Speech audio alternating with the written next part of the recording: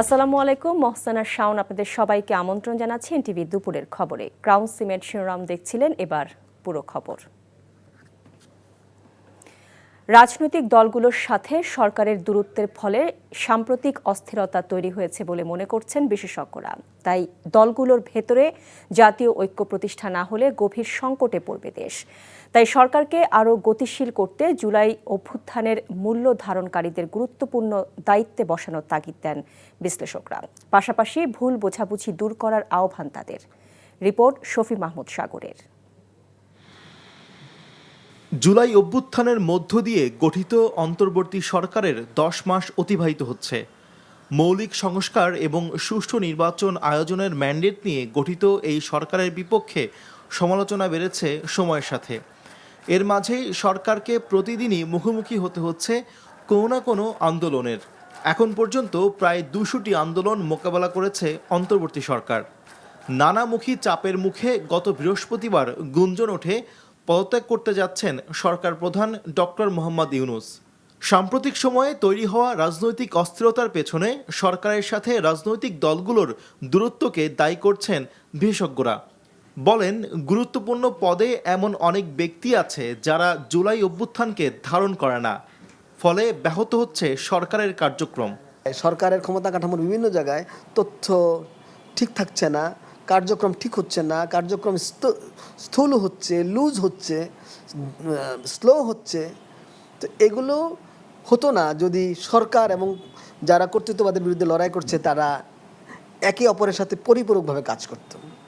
বাংলাদেশ থেকে ক্ষমতা থেকে বিতাড়িত শেখ হাসিনার পতিত সরকার, পতিত গোষ্ঠী, তারা এখন ভারতের আশ্রয়ে রয়েছে। এইসব গোলযোগ, বিশৃঙ্খলা বা মতপার্থক্য বা ভেদাভেদ যা কিছু আমরা লক্ষ্য করছি, খুবই সন্দেহ করা যায় যে এর পেছনে তাদের প্রভোকেশন বা উস্কানি রয়েছে। রাজনৈতিক বিশ্লেষকরা মন্তব্য করেন, ডক্টর ইউনূসের পদত্যাগের সম্ভাবনা দেশকে আরও গভীর সংকটে ফেলবে। ঐক্যবদ্ধ না হলে রাজনৈতিক দল, সরকার এবং জনগণ সব পক্ষই ক্ষতির শিকার হবে। প্রফেসর মোহাম্মদ ইউনূস যদি এই মুহূর্তে প্রধান উপদেষ্টার পদ থেকে পদত্যাগ করেন, ওটা বাংলাদেশের জন্য বিশাল ধরনের বিপর্যয়, আমি ইংরেজিতে বলবো ডিজাস্টার হয়ে যাবে। এবং সেই রাজনৈতিক শূন্যতার সুযোগে গণতন্ত্র বিরোধী শক্তি রাষ্ট্রের ক্ষমতায় আসে। সেনাবাহিনীকে ভুলভাবে উপস্থান করা যাবে না।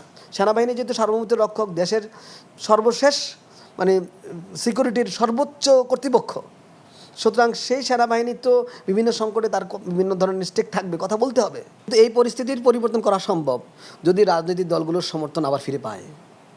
এই জন্য রাজনৈতিক দলগুলোর সাথে বসতে হবে। সুষ্ঠু নির্বাচনের জন্য রাজনৈতিক স্থিতিশীলতা জরুরি জানিয়ে বিশ্লেষকরা বলেন, রাজনৈতিক ঐক্য ব্যতীত অস্থিরতা দূর করা সম্ভব নয়। শফি মাহমুদ সাগর, এনটিভি নিউজ, ঢাকা।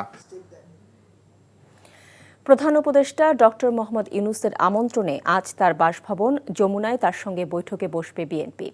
বিএনপির পক্ষ থেকে এই বৈঠকের বিষয়টি নিশ্চিত করা হয়েছে। অন্যদিকে আজই প্রধান উপদেষ্টার সাথে পূর্ব নির্ধারিত বৈঠকে বসবে জামায়াতে ইসলামীও। এর আগে বৈঠকের জন্য যমুনায় বিএনপি প্রতিনিধি দলকে আমন্ত্রণ জানান প্রধান উপদেষ্টা ডক্টর মোহাম্মদ ইউনূস। আজ সন্ধ্যা 7টায় বিএনপি এবং রাত 8টায় জামায়াতে ইসলামী নেতাদের যমুনায় আমন্ত্রণ জানানো হয়েছে বলে জানা গেছে। বিএনপি ও জামায়াতের সাথে প্রধান উপদেষ্টার পৃথক বৈঠকে দেশে চলমান উদ্ভূত পরিস্থিতি সহ সার্বিক রাজনৈতিক বিষয় নিয়ে আলোচনা হতে পারে বলে ধারণা করা হচ্ছে। বৈঠকে নির্বাচন, বিচার, সংস্কার, জুলাই গণ অভ্যুত্থানের পক্ষের রাজনৈতিক দলের মধ্যে ঐক্য ফিরিয়ে আনার বিষয় বিশেষভাবে গুরুত্ব পাবে। বিএনপির স্থায়ী কমিটির সদস্য সালাউদ্দিন আহমেদ জানিয়েছেন, 7টায় তাদেরকে বৈঠকের আমন্ত্রণ জানানো হয়েছে। অন্যদিকে মৌখিকভাবে প্রধান উপদেষ্টার কার্যালয় থেকে শনিবার রাতে বৈঠকের বিষয়টি জানানো হয় বলে নিশ্চিত করেন জামায়াতে ইসলামীর নায়েবে আমির ডক্টর সৈয়দ আবদুল্লাহ মোহাম্মদ তাহের।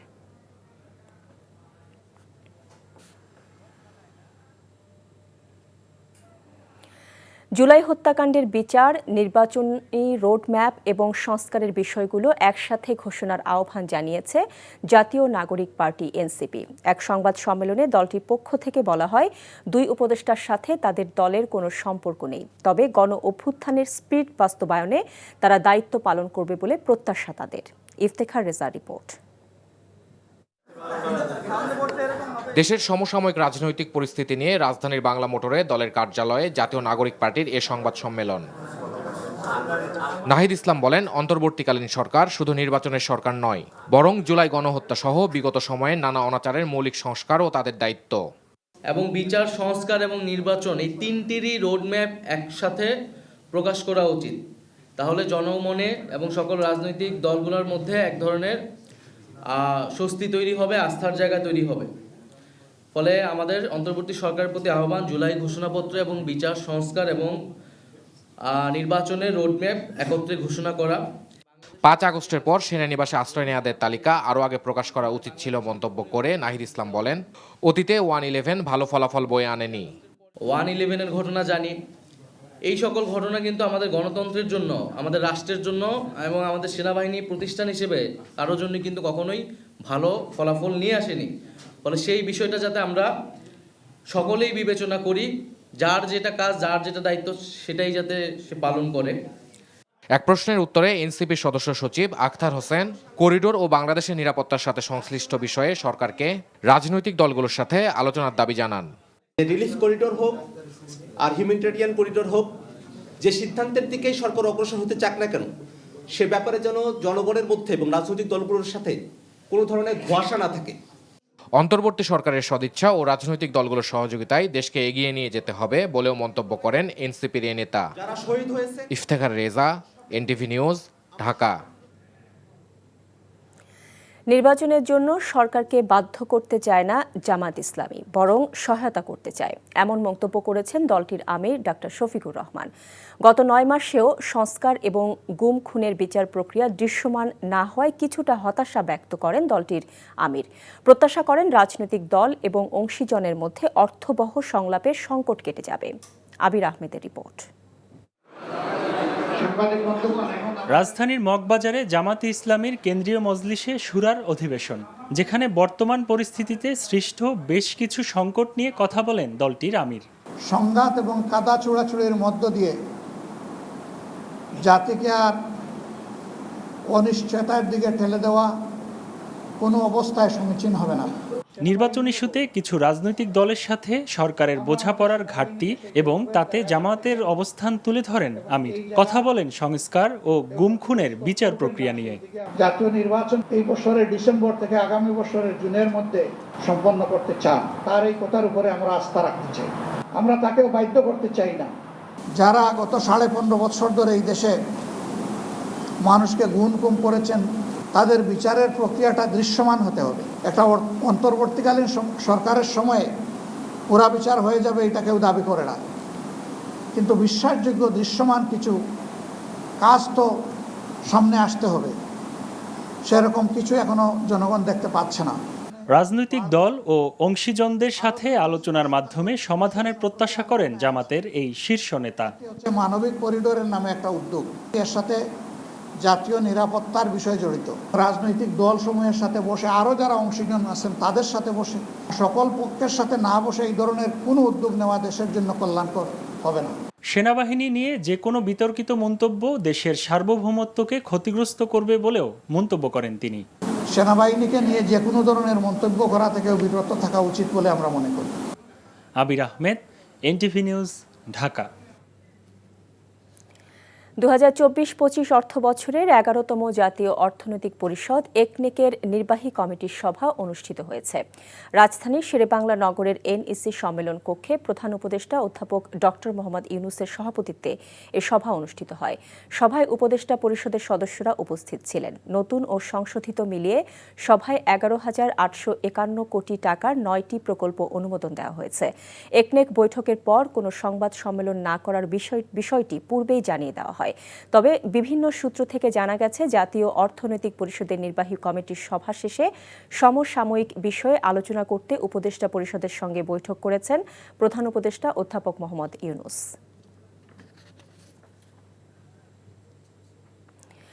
অন্তর্বর্তী সরকারের ছাত্রদের যেমন উপদেষ্টা আছে, তেমনি বিএনপিরও উপদেষ্টা রয়েছে দাবি করে ইনকিলাব মঞ্চ বলেছে, ছাত্র উপদেষ্টারা পদত্যাগ করলে এই সরকারের বৈধতা থাকে না। ঢাকা বিশ্ববিদ্যালয়ের মধুর ক্যান্টিনে সংবাদ সম্মেলন করে সংগঠনটি।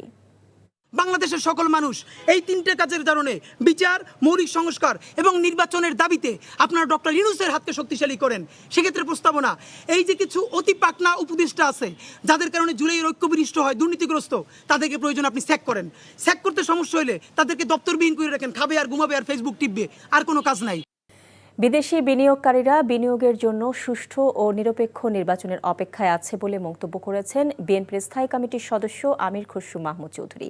পুঁজিবাজার নিয়ে রাজধানীতে ডিএসই ব্রোকার্স অ্যাসোসিয়েশনের অনুষ্ঠানে তিনি একথা বলেন। পলিটিক্যাল ওনারশিপের মধ্যে আপনাকে আনতে হবে, এবং পলিটিক্যাল ওনারশিপে যদি ক্যাপিটাল মার্কেটকে আনতে হয়, অবভিয়াসলি আপনার মনিটারি পলিসির বেলায়, আপনার ফিসক্যাল পলিসির বেলায়, আপনার ফিনান্সিয়াল মার্কেটের বেলায় আপনি ক্যাপিটাল মার্কেটকে একসাথে লাম্পিং করতে হবে।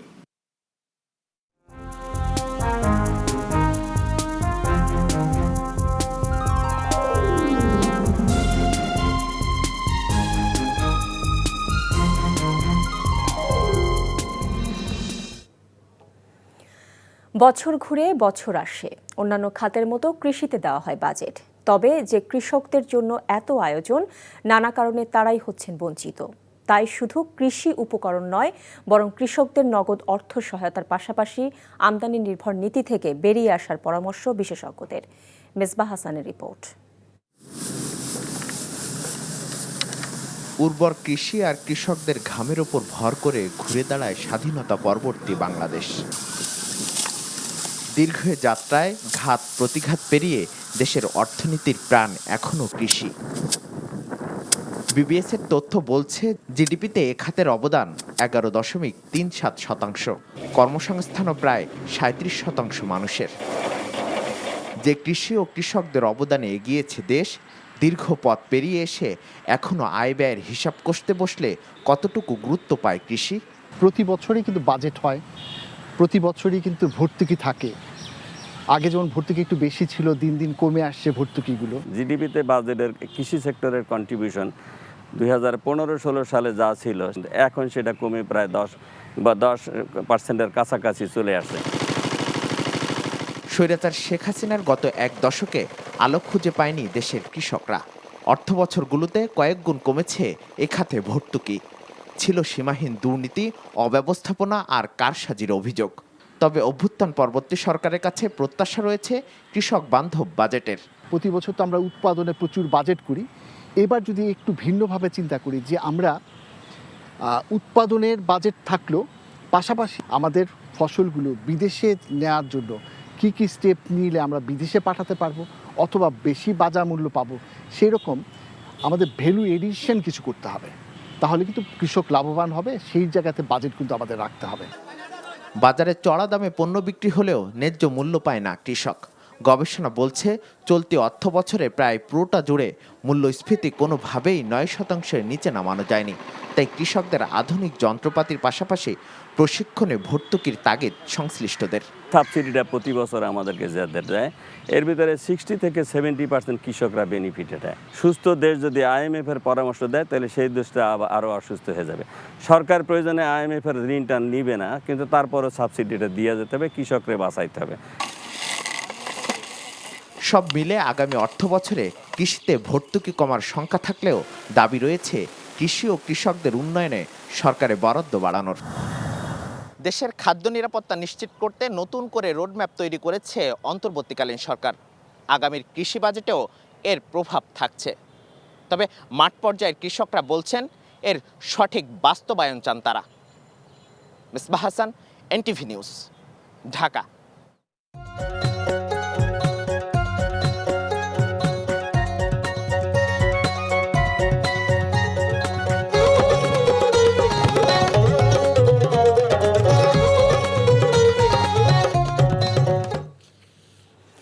কনকা ফ্রিজ প্রেজেন্টস কোরবানির গরুর হাটের খবর। আসন্ন ঈদুল আজহা উপলক্ষে কেরানীগঞ্জ উপজেলার বিভিন্ন গ্রামে, পাড়া, মহল্লায় ছোট ও বড় আকারের কোরবানির পশুর খামার গড়ে উঠেছে। এই খামারগুলোতে ব্যস্ত সময় পার করছেন খামারিরা। অন্যদিকে কোরবানির ঈদকে সামনে রেখে নাটোরের খামারগুলোতে প্রস্তুত করা হয়েছে 5,14,000 পশু। কিন্তু এবার বড় গরুর চাহিদা নেই বললেই চলে।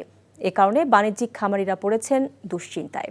কেরানীগঞ্জের দেলোয়ার হোসেন এবং নাটোরের হালিম খানের পাঠানো তথ্য ছবিতে ডেস্ক রিপোর্ট। ঢাকার কেরানীগঞ্জ উপজেলার প্রত্যন্ত গ্রামগুলোতে সাধারণ কৃষক ও খামারিরা শেষ মুহূর্তের পরিচর্যা করছেন কোরবানির পশুগুলোকে। খামারিরা বলছেন তাদের সবচেয়ে ভালো গরুটার দাম 12 লাখ টাকা। আর সাধারণ কৃষকরা জানান তাদের গোয়ালে পালিত দেশি গরু লাখ টাকা পেলেই বিক্রি করে দেবেন। কেরানীগঞ্জের বড় বড় খামারিরা জানিয়েছেন ইতোমধ্যেই তাদের খামারের অর্ধেকেরও বেশি গরু বিক্রি হয়ে গেছে। আমাদের গরু লালন করার বয়স হলো আপনার 40 থেকে 50 বছর। তারপরে ধারাবাহিকতা আমরা এই ব্যবসা লালন পালন আমরা এখানে নিজেরাই করছি। আমরা 60% প্লাস বিক্রি করে ফেলেছি। আশা করতেছি ইনশাল্লাহ ঈদের আগে আমাদের গরুগুলো সেল হয়ে যাবে। দেশীয় পদ্ধতিতে লালন করা বিশালাকৃতির দর্শনীয় এসব গরু কিনতে গত বছর নাটোরের বাণিজ্যিক খামারগুলোতে ক্রেতাদের যে ভিড় ছিল, এবার সেই চিত্র একেবারে ভিন্ন।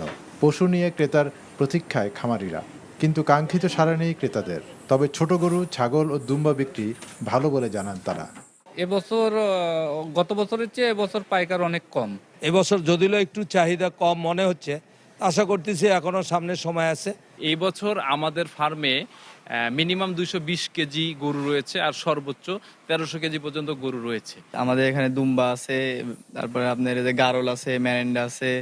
কোরবানির ঈদের এখনও বেশ কিছুদিন সময় আছে উল্লেখ করে শেষ মুহূর্তে পশুর বাজার জমে উঠবে বলে আশা প্রকাশ করেন জেলা প্রাণী সম্পদ কর্মকর্তা। ঈদের 10 দিন আগে থেকে মোটামুটি বেচা কেনা শুরু হয়।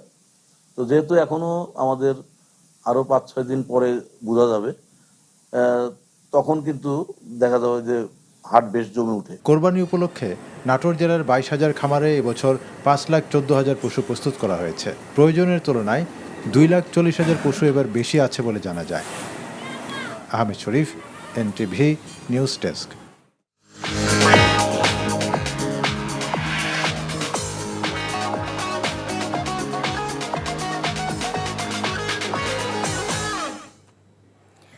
মার্কেন্টাইল ব্যাংক অর্থনীতির খবর। দেশে প্রথমবারের মতো শুরু হয়েছে 3 দিনব্যাপী আন্তর্জাতিক কেবল টিভি সম্প্রচার ও যোগাযোগ মেলা। রাজধানীর বসুন্ধরা কনভেনশন সিটিতে আয়োজিত মেলায় দেশি বিদেশি অপারেটর, আইএসপি প্রোভাইডার, সফটওয়্যার পরিবেশক এবং দর্শনার্থীদের ভিড়। এই মেলায় সর্বাধুনিক প্রযুক্তি, স্মার্ট কেবল সলিউশন ও ব্রডকাস্টিং সেবার সমন্বয়ে গড়ে তোলা হয়েছে এক চমৎকার আয়োজন। কেবল অপারেটর্স অ্যাসোসিয়েশন অব বাংলাদেশ কোয়াব আয়োজিত এই মেলায় satellite broadcast, OTP, IPTV solution সহ অত্যাধুনিক সব প্রযুক্তির ডিভাইস পাওয়া যাচ্ছে এক ছাদের নিচে। প্রযুক্তিগত উদ্ভাবন, নেটওয়ার্ক উন্নয়ন এবং কন্টেন্টের মান উন্নয়নে অংশীদারিত্ব বাড়ানোর জন্য এই আয়োজন বলে জানান আয়োজকরা।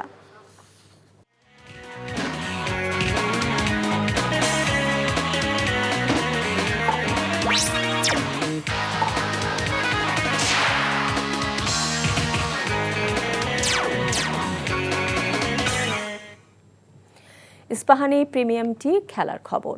ফুটবল।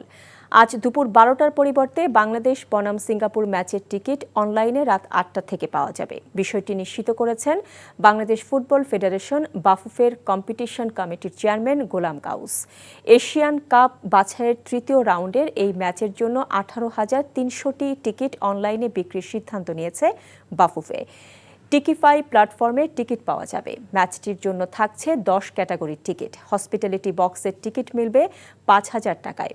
ভিআইপি রেড বক্সের টিকিট মূল্য 4,000 টাকা। ভিআইপি 2, ভিআইপি 3, স্কাই ভিউ এবং ক্লাব হাউস 1-এর টিকিটের মূল্য 2,599 টাকা করে।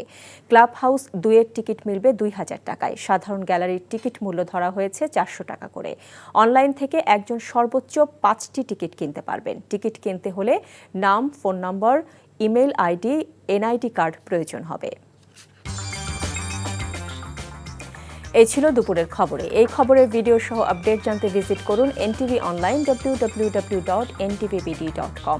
এছাড়াও এনটিভি জনপ্রিয় সব অনুষ্ঠান ও খবরের আপডেট জানতে ভিজিট করুন আমাদের ইউটিউব ও ভেরিফাইড ফেসবুক পেজ। 5টায় দেশের খবর দেখার আমন্ত্রণ রইল। এতক্ষণ সাথে থাকার জন্য সবাইকে ধন্যবাদ।